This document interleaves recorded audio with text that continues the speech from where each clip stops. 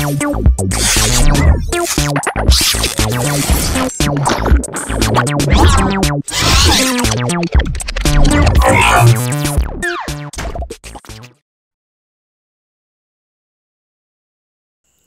இன்று படர் தாமரையினை கட்டுப்படுத்துவதற்கான இயற்கை மருத்துவ முறைகள் என்ன என்பதை பற்றி பார்க்க இருக்கின்றோம். அதாவது எங்களுடைய இயற்கை மூலிகைகளை கொண்டு இந்நோயினை குணப்படுத்துவதற்கான வழிமுறைகள் பற்றி நான் உங்களுக்கு இன்று கூற இருக்கின்றேன்.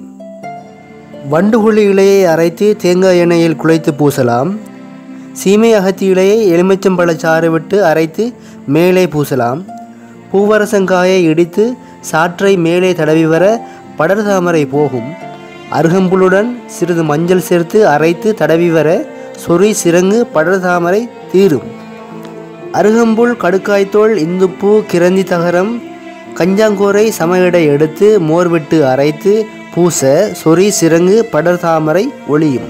வெண்சந்தனக்கட்டையை எலுமிச்சம்பழச்சாறு விட்டு அரைத்து பூசலாம்.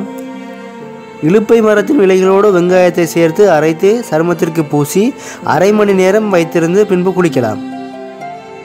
1 ounce வெள்ளை பூண்டின் சாற்றினை எடுத்துக்கொண்டு 2 ounce ஒலிவ் எண்ணெய் கலந்து சருமத்தில் தடவி வர படர் தாமரை தேமல் அகலும்.